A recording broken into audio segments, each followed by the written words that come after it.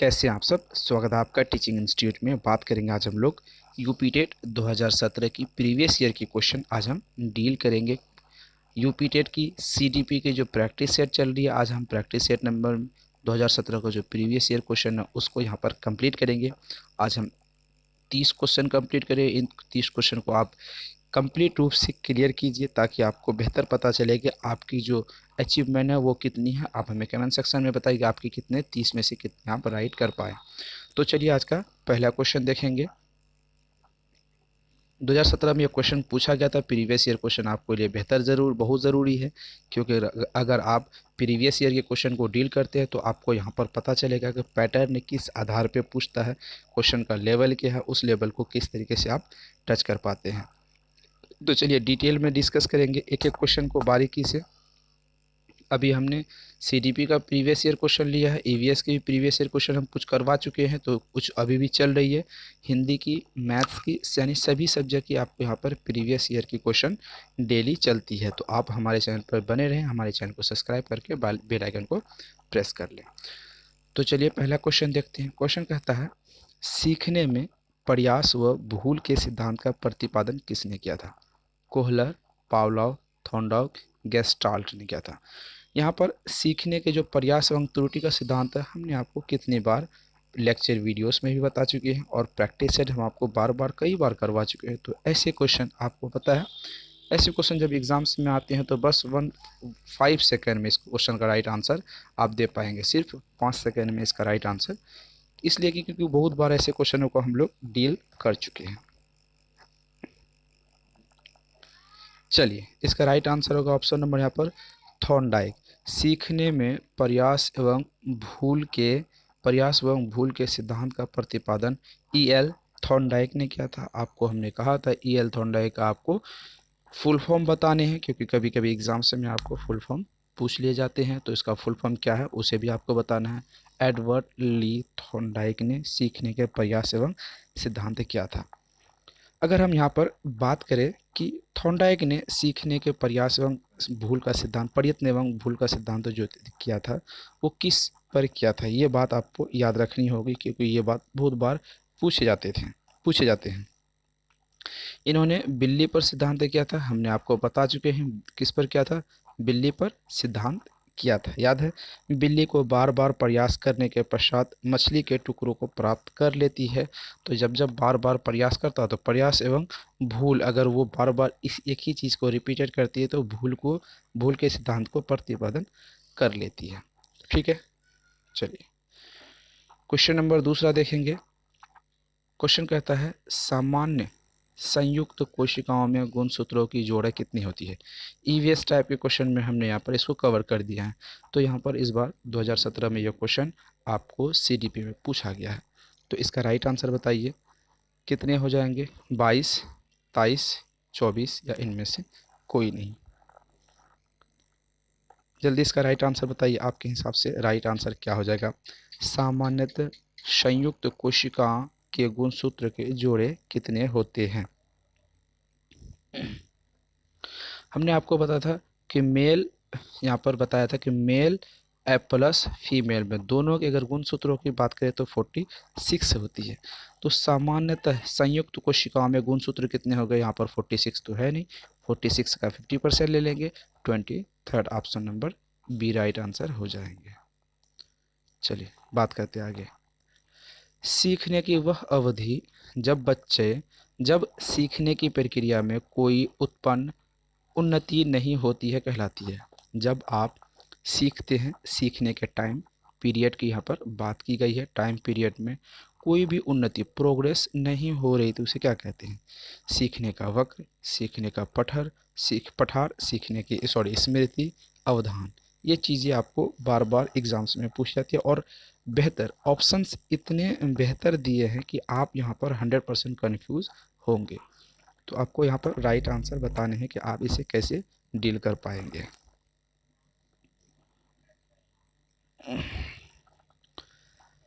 चलिए बात करते हैं यहाँ पर वक्र का मतलब होता है चक्र, वक्र का मतलब होता है रिसाइकिल, बार बार वापस घूमना। पठार, ऐसी जब किसी चीज़ में प्रक्रिया में आपके प्रोग्रेस नहीं होती है, उन्नति नहीं होती है तो वहाँ पर पठार की बात आती है, ठीक है। किसकी बात आती है? पठार की बात आती है, ठीक है। स्मृति एक याददाश्त वाली चीज़ है, अवधान एक रुकावट है। यहाँ पर रुकावट नहीं है, आपको में प्रोग्रेस नहीं हो रहा है, ये बात आपको कर रहा है। तो ऑप्शन नंबर यहाँ पर बी राइट आंसर हो जाएंगे। आगे बात करेंगे, क्वेश्चन नंबर 4 देखेंगे।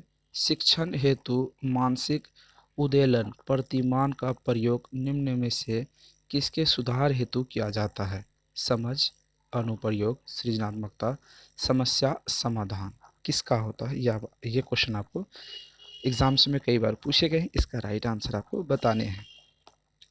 शिक्षण हेतु मानसिक उद्वेलन प्रतिमान का प्रयोग निम्न में से किसके सुधार हेतु किया जा सकता है, क्या जाता है, यहाँ पर आपको बताने हैं।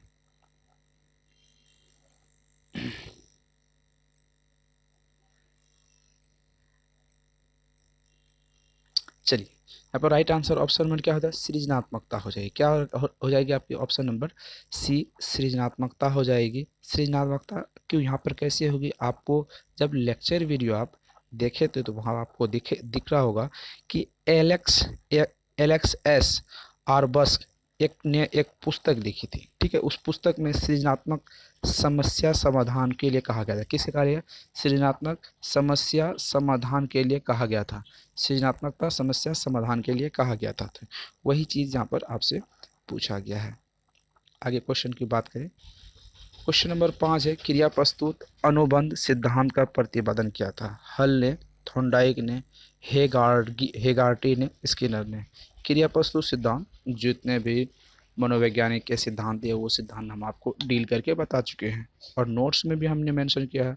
अगर आप नोट्स लेना चाहते हैं तो इस वीडियो के लास्ट में आपको एक नंबर मिलेगा, उस नंबर पे जाके आप कंटिन्यू मैसेज, उस नंबर पे जाके मैसेज व्हाट्सअप करेंगे तो आपको नोट्स मिल जाएगी। अगर आप नोट्स लेते हैं तो आपको यहाँ पर 100% सफलता मिलती है, क्योंकि नोट्स हम ऐसे टॉपिक को यहाँ पर कवर किए गए नोट्स में जो आपको एग्ज़ाम्स के लिए 100% हेल्पफुल होंगे।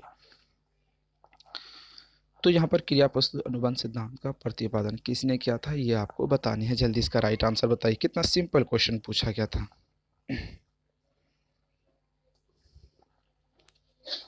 क्रिया प्रस्तुत अनुबंध सिद्धांत का किसने किया था प्रतिपादन? बीएफ स्किनर ने किया था। किसने किया था? प्रसिद्ध मनोवैज्ञानिक थे बीएफ स्किनर।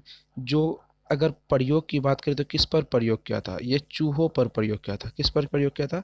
ये चूहों पर प्रयोग किया था। आपको पता है कि चूहों का सिद्धांत आधार किसने दिया था? बीएफ स्किनर ने दिया था। जो छोटे छोटे सरल खंडों में बांट दिए थे उसके अधिगम शीघ्र प्रभावी हो जाती है, इस संबंध में उन्होंने एक पुरस्कार और दंड एवं पुरस्कार का परिणाम भी ज्ञान साबित किया था बीएफ स्किनर ने। तो आपको बस यहाँ पे एक चीज़ क्वेश्चन में आपको बता दूं, बीएफ का फुल फॉर्म आपको कमेंट सेक्शन में बताने हैं। सिंपल टाइप के क्वेश्चन है, आपको राइट आंसर वहाँ पे कमेंट में बताने हैं। चलिए आगे क्वेश्चन देखते हैं। कोहलर निम्न में से किससे संबंधित है? अभिप्रेरणा सिद्धांत से, विकास सिद्धांत से, व्यक्तित्व सिद्धांत से, अधिगम सिद्धांत से। कोहलर निम्न में से किससे संबंधित है, ये आपको बताने हैं। बहुत इंपॉर्टेंट क्वेश्चन है, हमने इस टॉपिक पे वीडियो कवर कर चुका हूँ।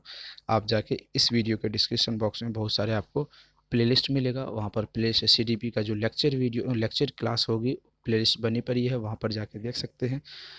या फिर आप चैनल पर जाएंगे तो वहाँ पर भी आपको बहुत सारी प्लेलिस्ट मिल जाएगी, वहाँ पर जाके आप देख सकते हैं। तो आपको बेहतर तरीके से और आने वाले एग्ज़ाम्स के लिए बेहतर तैयारियाँ हो जाएंगी। चलिए इसका राइट आंसर दीजिए। इसका राइट आंसर क्या हो जाएगा? कोहलर के निम्न में से संबंधित कौन सा सिद्धांत है? अभिप्रेरणा का सिद्धांत बिल्कुल भी नहीं है। विकास का सिद्धांत बिल्कुल भी नहीं है। व्यक्तित्व का सिद्धांत बिल्कुल भी नहीं है। अधिगम का सिद्धांत कोहलर से संबंधित है। बात करेंगे कैसे, तो प्रसिद्ध मनोवैज्ञानिक थे कोहलर, जो अंतरसूझ या अंतर्दृष्टि का सिद्धांत दिया था। जिसने सूझ या अंतर्दृष्टि का सिद्धांत में सीखने के सिद्धांत को, कौन सा सिद्धांत? सीखने के सिद्धांत को कोहलर ने दिया था। यह बात आप यहाँ पर याद रखेंगे, ठीक है। कोहलर ने किस पर परीक्षण किया था? यह सवाल आपसे कई बार पूछे जा सकते हैं और बहुत बार एग्जाम्स में पूछे भी जाते हैं। कोहलर ने किस पर परीक्षण किया था? कोहलर ने किस मनुष्य पे किया था या कोई जानवर पे किया था, ये भी आपको बताने होंगे। तो चलिए हम आपको बता देते हैं। सुल्तान नामक, क्या नाम है? सुल्तान नमक। सुल्तान नमक चिंपैंजी पर ये चिंपैंजी था, क्या था? चिंपैंजी था। पैंजी पर परीक्षण किया था उन्होंने। सूझ या अंतर्दृष्टि यानी अधिगम का सिद्धांत प्रस्तुत किया था, जो बालकों के बौद्धिक विकास हेतु सूझ की सहायता में मदद करती है। कोहलर का सिद्धांत याद रखेंगे। चलिए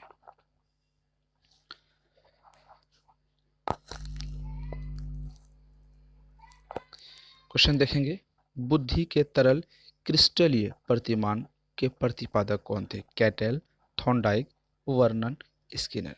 बुद्धि के तरल क्रिस्टलीय प्रतिमान के प्रतिपादक कौन थे, ये आपको बताने हैं। सिंपल क्वेश्चन है ये भी।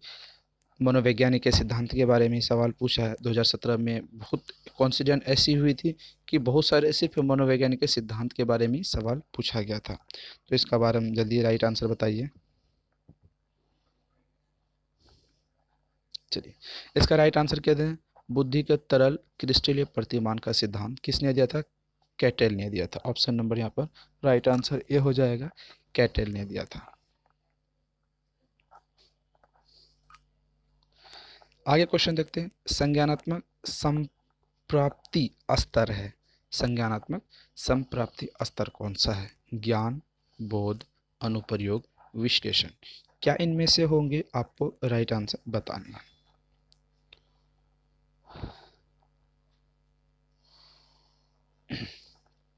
चलिए चलिए इसका राइट आंसर देख लेते हैं। इसका राइट आंसर है ज्ञान।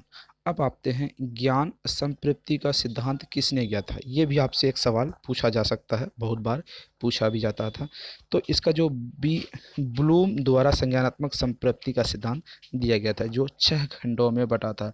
अब ये 6 खंड कौन है? सबसे पहले इसमें है ज्ञान, अवबोध, अनुप्रयोग, विश्लेषण, संश्लेषण तथा मूल्यांकन। इन 6 चीज़ों को यहाँ पर रखा गया था। ठीक है, तो आप इसे अगर देखना चाहते हैं तो आप नोट्स लेना होगा, नोट्स में आपको ये चीज़ें मिल जाएगी।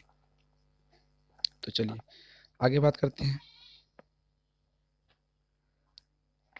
गोल्डमैन निम्न में से किससे संबंधित है? सामाजिक बुद्धि से, संवेगात्मक बुद्धि से, आध्यात्मिक बुद्धि से, सामान्य बुद्धि से।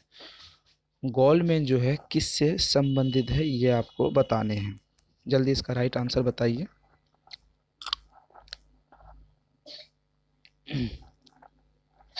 चलिए इसका राइट आंसर ऑप्शन नंबर यहाँ पर बी हो जाएगा। गोल्डमैन केस कौन से संबंधित है? तो गोल्डमैन का संबंधित संवेगात्मक बुद्धि है। जो गोल्डमैन का पूरा नाम आपको मैं बता दूं, डैनियल गोल्डमैन है, जो संवेगात्मक बुद्धि का सिद्धांत दिया था। अगर यहाँ पर बात करें तो अपनी कौन सी किताब में इन्होंने लिखा था, तो इसकी बात अगर हम बात करें, इमोशनल इंटेलिजेंसी, किसके माध्यम से? इमोशनल इंटेलिजेंसी के माध्यम से इन्होंने सिद्धांत दिया था, संवेगात्मक सिद्धांत दिया था डैनियल गोल्डमैन ने। आगे क्वेश्चन देखते हैं। निम्न में से कौन शेष से भिन्न है?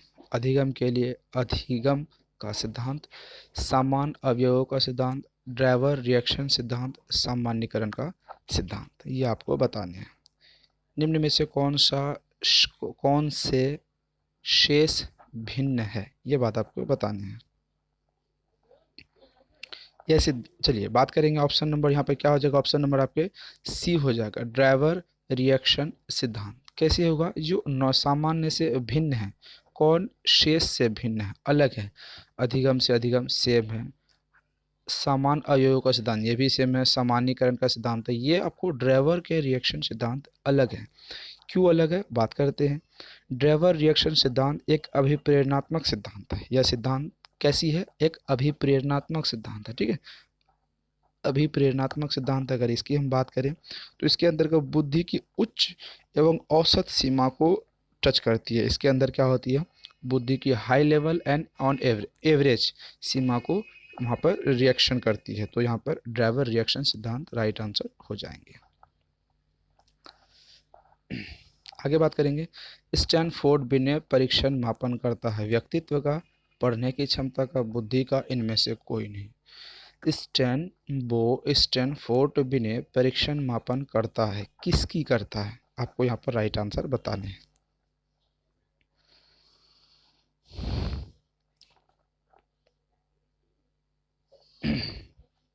चलिए, इसका राइट आंसर हो जाएगा ऑप्शन नंबर स्टैनफोर्ड बिने ने पढ़ने की क्षमता का मापन परीक्षण मापन करता है। किसी करता है? पढ़ने की क्षमता का मापन करता है। अगर एक बालक जो साइकिल चलाता है तो मोटर बाइक चला भी सकता है, वो इसका स्टैनफोर्ड बिने का परीक्षण में कहा गया था। चलिए आगे क्वेश्चन देखते हैं। एक बालक जो साइकिल सॉरी, यहाँ पर दूसरी क्वेश्चन है, मिसिंग है कुछ, एक सेकेंड। ये क्वेश्चन में स्टैनफोर्ड बिने,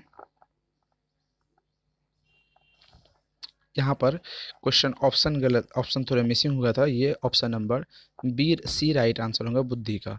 स्टैनफोर्ड बिने परीक्षण मापन बुद्धि का क्या था? किसका क्या था? ऑप्शन नंबर यहाँ पर सी राइट आंसर हो जाएगा, बुद्धि का। आगे बात करेंगे। एक बालक जो साइकिल चलाना जानता है, मोटर बाइक भी चला चला रहा है, यह उदाहरण किसका होगा? क्षैतिज अधिगम अंतरण का, ऊर्ध्वाधर अधिगम अंतरण का, द्विपार्श्विक अधिगम अंतरण का, कोई भी अधिगम अंतरण का। इसका राइट आंसर क्या हो जाएगा? तो यहाँ पर इसका राइट आंसर हो जाएगा ऑप्शन नंबर बी, ऊर्ध्वाधर अधिगम अंतरण का right answer option number B हो जाएगा। आगे बात करते हैं। निम्न में से कोऊ का अधिगम पठार का कारण नहीं है? क्या है? ऑप्शन नंबर ए है प्रेरणा की सीमा, विद्यालय का असहयोग, शारीरिक सीमा, ज्ञान की सीमा। क्या हो जाएगा यहाँ पर? राइट आंसर आपको बताने हैं।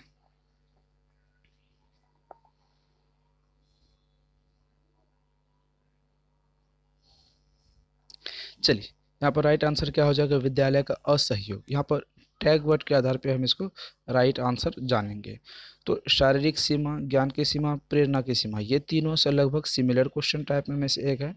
तो अलग कौन है? यहाँ पर आप देख रहे होंगे असहयोग है। असहयोग मतलब अनहेल्पफुल, अनहेल्पफुल जिसको हम नेगेटिव सेंस में लेते हैं, नेगेटिव टैग के सेंस में लेते हैं। तो ये क्वेश्चन गलत हो जाएगा, क्योंकि यहाँ पर भी नेगेटिव है, तो यहाँ पर भी असहयोग नेगेटिव ही होगा। चलिए आगे क्वेश्चन देखते हैं। अधिगम अनुभव और परीक्षण के परिणाम स्वरूप व्यवहार में परिवर्तन है, यह कथन किसके द्वारा है? ये आपको परिभाषा पूछा है। परिभाषाओं पे पर भी आपको हमने क्लास करवा दी है। आप चाहें तो इस वीडियो के डिस्क्रिप्शन बॉक्स में मिल जाएगा लिंक, वहाँ पर जाके आप देख सकते हैं। गेस्ट व अन्य, मॉर्गन एवं गिलीलैंड, स्किनर, क्रानबेक। चलिए इसका राइट आंसर बताइए, क्या राइट आंसर हो जाएगा आपके हिसाब से? यहाँ पर ज़्यादा सोचने वाली बात नहीं है, गेट्स व अन्य ने इसका राइट आंसर होगा। निम्न में से कौन सा शारीरिक विकास का एक प्रमुख नियम है? मानसिक विकास से भिन्नता का नियम, अनियमित विकास का नियम, ध्रुवगामी विकास का नियम, कल्पना और संवेगात्मक विकास से संबंध का नियम। ये बतानी है आपको।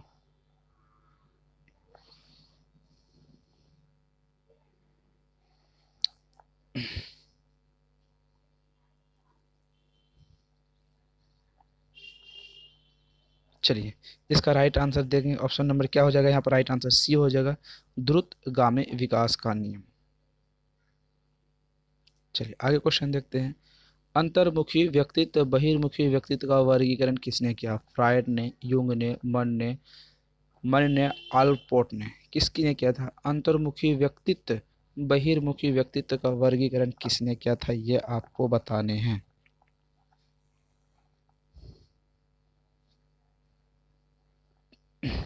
चलिए इसका राइट आंसर हो जाएगा ऑप्शन नंबर बी हो जाएगा, अंतर्मुखी व्यक्तित्व बहिर्मुखी व्यक्तित्व। जब हम आपको लेक्चर वीडियो पढ़ा रहे थे, आपको हमने बताया था कि जब भी अंतर्मुखी व्यक्तित्व और बहिर्मुखी व्यक्तित्व बात आए, तो यहाँ पर आपको युंग के जगह में यंग रखना है। क्या? यंग रख लेना है, आपको वहाँ पर राइट आंसर हो जाएंगे। अगर हम यहाँ पर बात करें तो यंग कहाँ के निवासी थे, तो ये आपको बताने हैं। ये प्रसिद्ध मनोवैज्ञानिक थे, स्विट्जरलैंड के मनोवैज्ञानिक थे। इसका पूरा नाम कॉर्ल युंग है। ठीक है, इसका किसका नाम है? पूरा नाम कॉर्ल युंग है। बच्चे के सामाजिक विकास को प्रभावित करने वाले कारक, आर्थिक तत्व, सामाजिक परिवेशजन्य तत्व, शारीरिक तत्व, वंशानुक्रम। क्या ये सभी हो सकते हैं? अगर यहाँ पर ये सभी होता तो ये सभी देते, अगर ये सभी नहीं है तो आपको यहाँ पर क्वेश्चन कंफ्यूज करने की कोशिश कर रहा है। तो राइट आंसर बताइए क्या हो जाएगा।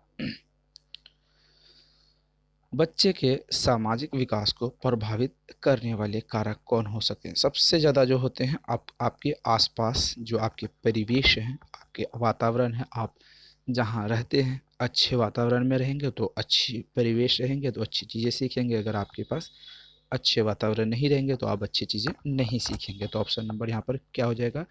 बी। जो आप वातावरण से सीखते हैं वही आपके लिए राइट आंसर, वही आपके भावी जीवन के लिए होते हैं। तो right answer option number B हो जाएंगे। आगे बात करेंगे, किसी दूसरी वस्तु की अपेक्षा एक वस्तु पर चेतना का यह केंद्रीय अवधान है, यह कथन कहलाता है। द्विलम का, रॉस का, मन का और या मैकडूगल का, किसका है ये आपको बताने हैं। क्वेश्चन आपके सामने है। किसी दूसरी वस्तु की अपेक्षा एक वस्तु पर चेतना का केंद्रीकरण अवधान है, यह कथन किसका है आपको बताने हैं। सिंपल क्वेश्चन है। यहाँ पर राइट आंसर ऑप्शन नंबर क्या हो जाएगा? रॉस हो जाएगा, क्योंकि ऐसे क्वेश्चनों का जो राइट आंसर रॉस हो जाएगा, क्योंकि यह परिभाषा वाले क्वेश्चन है, तो आप इसे आसानी से याद कर पाएंगे। निम्न में से कौन सा विकास का सिद्धांत नहीं है? अनुकूलित प्रत्यावर्तन का सिद्धांत, निरंतरता का सिद्धांत, परस्पर संबंध का सिद्धांत, सामान्य प्रतिमान का सिद्धांत। कौन सा सिद्धांत होगा यहाँ पर जो विकास का सिद्धांत नहीं है, जो विकास के सिद्धांत से बाहर है? इसके बारे में आपको बता रहे हैं। यहाँ पर सिंपल सी बात आप देख रहे हैं, हमने जब आपको विकास का सिद्धांत पढ़ाया था तो ऑप्शन नंबर ए यहाँ पर कहीं था ही नहीं। निरंतरता का सिद्धांत, परस्पर का सिद्धांत, समान प्रतिमान का सिद्धांत, ये तीनों सिद्धांत तो आपको हमने कई बार पढ़ा चुका हूँ। तो यह सिद्धांत तो है, तो अनुकूलित प्रत्यावर्तन का सिद्धांत बिल्कुल भी नहीं है। तो यही आंसर राइट आंसर हो जाएंगे, क्योंकि नेगेटिव टाइप के क्वेश्चन गलत वाले ही सही हो जाते हैं। तो आगे बात करते हैं, विओकास के परिणाम स्वरूप नवीन विशेषता और नवीन योग्यता प्रकट करती, यह कथन किसने दिया था? गैसेल ने, हरलॉक ने, मेरेडिथ ने, गलगस और हॉलैंड ने, किसने दिया था? ये आंसर, ये क्वेश्चन का आंसर आपके सामने है, ऑप्शन आपके सामने है, आपको राइट आंसर बताने हैं।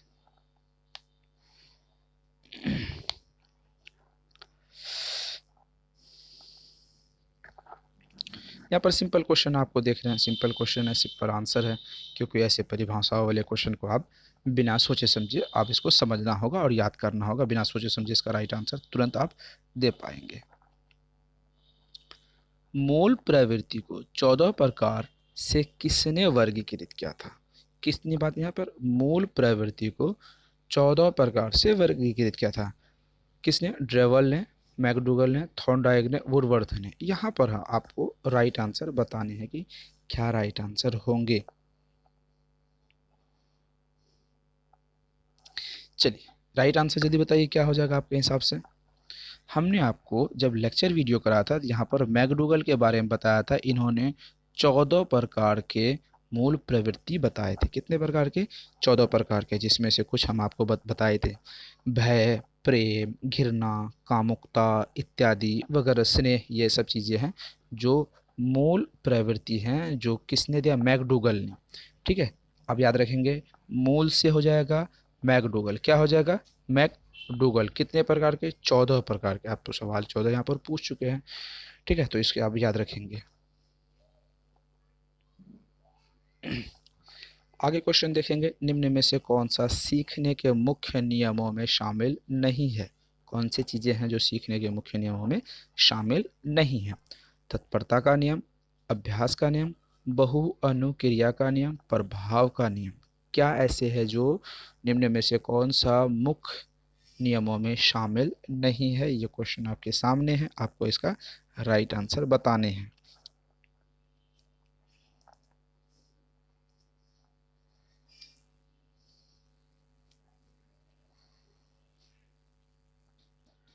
चलिए राइट आंसर देखते हैं। इसका राइट आंसर क्या हो जाएगा? ऑप्शन नंबर यहाँ पर सी हो जाएगा। ठीक है, अभ्यास का नियम, प्रभाव, तत्परता का नियम, अभ्यास का नियम, प्रभाव का नियम, ये तीनों नियम पता है आपको किसने दिया था?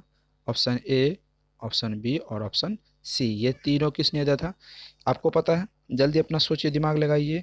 Edward Thorndike, ई.एल. थॉर्नडाइक ने इसका जो सिद्धांत दिया था, लेकिन बहु अनुक्रिया का सिद्धांत, यहाँ पर बहु अनुक्रिया का सिद्धांत बिल्कुल भी नहीं दिया था।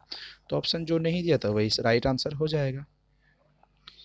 चलिए आगे क्वेश्चन हम देखते हैं। 12 से 16 वर्ष के बच्चे के लिए हिंदी में डॉक्टर एस जलोटा में कौन परीक्षण प्रतिपादन किया? और शाब्दिक बुद्धि परीक्षण, साधारण मानसिक योग्यता परीक्षण, आर्मी अल्फा परीक्षण, चित्रंग परीक्षण। कितना सिंपल क्वेश्चन है और कितने राइट आंसर आप दे पाते हैं ये देखना होगा। जल्दी राइट आंसर बताइए।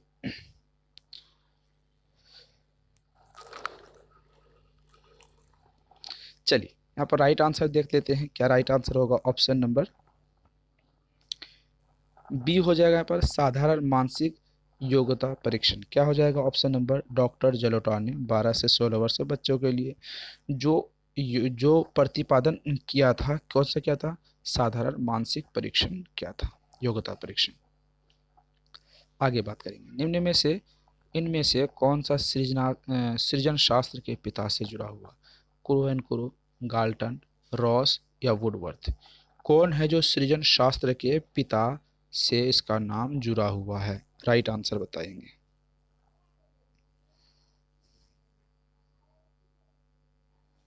चलिए यहाँ पे राइट आंसर हो जाएगा सृजन शास्त्र के जो पिता की बात करें तो सृजन शास्त्र के पिता की बात करें तो ये गाल्टन महोदय हो जाएंगे। अगर हम गाल्टन महोदय हो जाएंगे तो गाल्टन महोदय कहाँ के हैं ये भी आपको इनसे सवाल पूछा जा सकता है। गाल्टन महोदय कहाँ के? ये फ्रांसीसी थे ये गाल्टन महोदय, ठीक है। कौन से थे? फ्रांस के थे। चलिए आगे बात करते हैं। बुद्धि का द्विकारक सिद्धांत का प्रतिपादन किसने किया था? Thorndike, Spearman, Vernon stern. बुद्धि के द्विकारक के कौन सा द्विकारक सिद्धांत की बात कर रहे हैं? बुद्धि के द्विकारक सिद्धांत की हम यहाँ पर बात कर रहे हैं, किसने दिया था?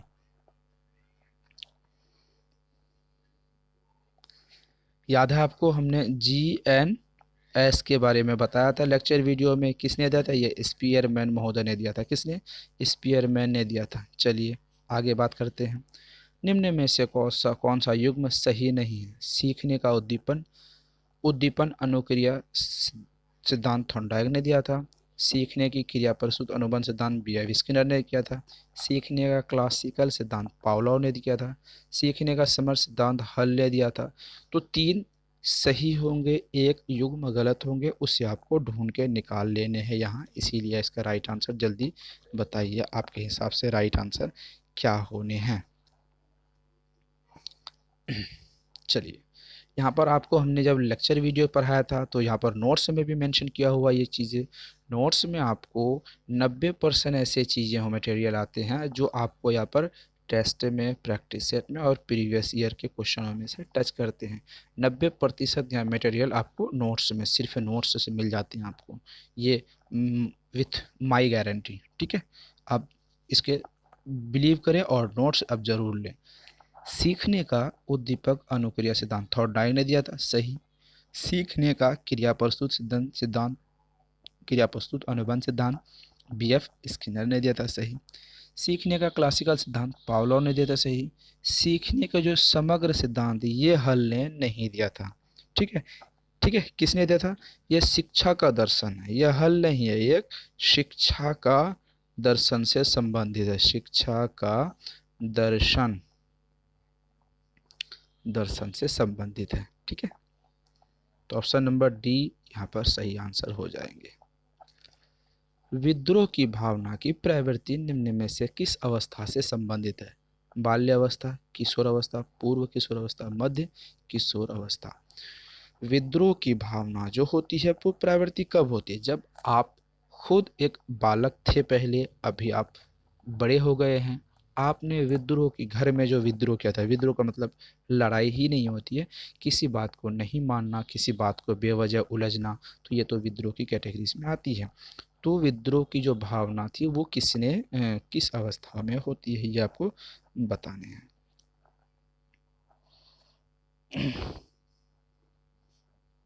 चलिए इसका राइट आंसर देखते हैं। इसका राइट आंसर होता है बाल्यावस्था में बच्चा किसी भी चीज़ को विद्रोह नहीं करता है। शैशवावस्था में विद्रोह पता ही नहीं उसे क्या होता है। पूर्व किशोरावस्था भी नहीं, मतलब मध्य किशोरावस्था में यहाँ पर सही हो जाएगा। पूर्व किशोरावस्था जो बाल्यावस्था कहलाती है इसे नहीं होगा। तो यहाँ पर कौन सी होगी, मध्य किशोरावस्था। मध्य किशोरावस्था की अगर हम आयु की बात करें तो मध्य किशोरावस्था की जो आयु होती है वो 13 साल से 15 साल की होती है। अगर हम बात करें यहाँ पर तो विद्रोह की भावना जो उत्पन्न होती है ये किसने कहा था, जिन पियाजे महोदय ने क्या कहा था। ठीक है, किशोरावस्था के बारे में भी जानते हैं जिसके। ठीक है, ग्रंथियों के आधार पर व्यक्तित्व में भिन्नता प्रकारों की चर्चा किसने की। क्रेमशर ने, युंग ने, कैनन ने, स्प्रेंजर ने, किसने की थी ये आपको बताने हैं।